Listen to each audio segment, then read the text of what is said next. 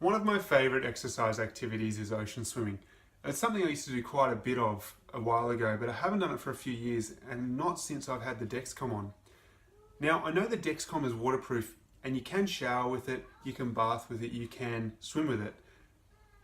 But I'm not worried about it coming off during the swim. I'm worried about the swim or a session of body surfing reducing the lifespan of that particular sensor.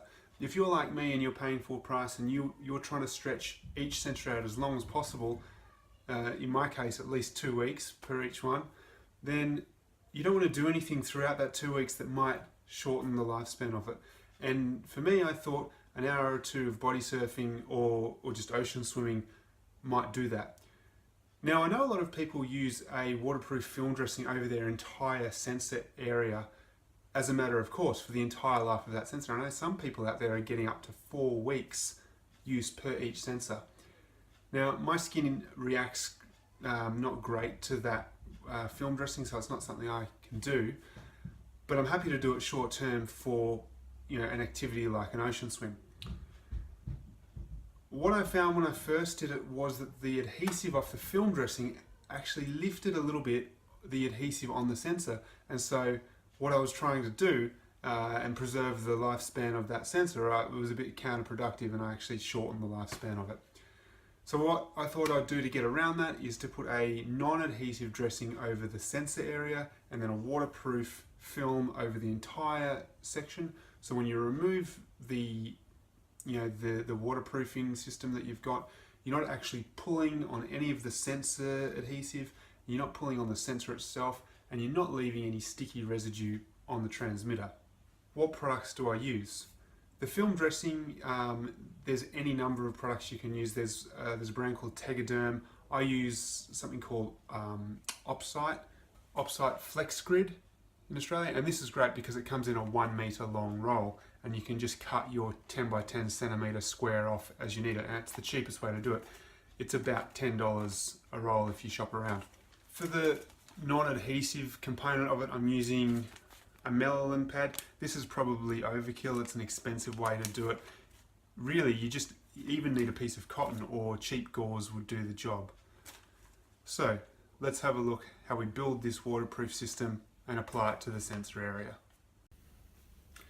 Great, so the first thing you want to do is cut out that non-adhesive layer, in this case the melalin, but just as easily a piece of gauze, and you want to cut it out a little bit bigger than the actual size of the sensor pad.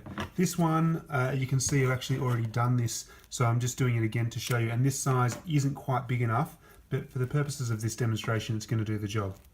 So you cut that size out to what you need, and now because this isn't adhesive, you can't just stick that onto the sensor area and then put the film over the top. So what we're going to do is kind of build it upside down and then apply the whole thing to your sensor area. So here's the film dressing that I was talking about. It's got a nice grid on the back so you can really measure out how much you need. And if you've ever used one of these film dressings before, you'll know that they're really fiddly, and they actually come with two backings. So you remove this one first, believe it or not, and that exposes the adhesive. On the back of it, you've got this plastic backing which actually gives the whole thing a bit of structure. Now, the way I describe this to people is that if you took all the backings off, then what you'd be left with would be really adhesive cling film that you use in the kitchen. You can imagine as soon as that touches itself, then it's game over with that. It just sticks to itself and it's useless. So first thing we do is remove the remove first section. Be very careful not to get it to fold in on itself. Try not to touch the adhesive, although sometimes it's impossible. Now, I lay that down on the bench and grab that non-stick pad and just stick it as close in the middle as you can. Okay, and then now we're ready to apply it to the body. Here we have the sensor inserted a few days ago, so it's still nice and tidy looking. No frayed edges or anything like that. And here's the dressing that we've prepared. Now we're going to try and line it up and just start from the transmitter and then push out. And what we're going for is a really good waterproof seal, like a border that goes all the way around. Once you're comfortable with that, get that plastic backing and pull it off.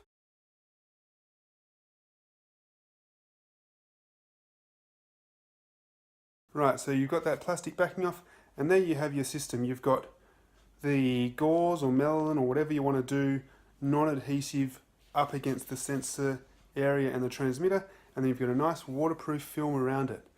Now, let's take it out to the beach. You'll be able to see exactly what I got up to and how this system looks after an hour or so in the ocean.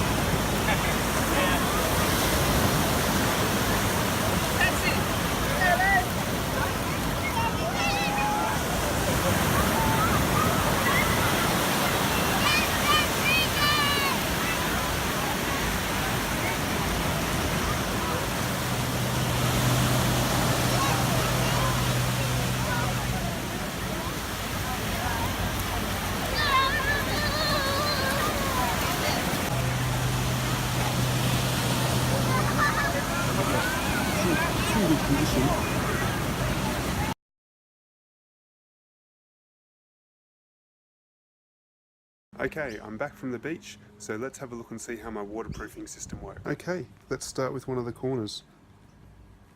Now, I know there's a lot of people that actually use these film dressings permanently on their Dexcom to try and get a longer life out of each one. But actually I find that my skin gets very irritated under it, so I'm just using it for each time I need to really waterproof it. And here's what I was talking about with that extra layer in there. We have the adhesive from the film dressing isn't pulling up the adhesive on the Dexcom sensor, and it's just coming straight off like that. And other than a bit of redness and a tiny little bit here where the adhesive from the film dressing did touch the Dexcom sensor, it's in pretty good condition. Thanks for watching Ted's Got Diabetes. I hope you found the video useful.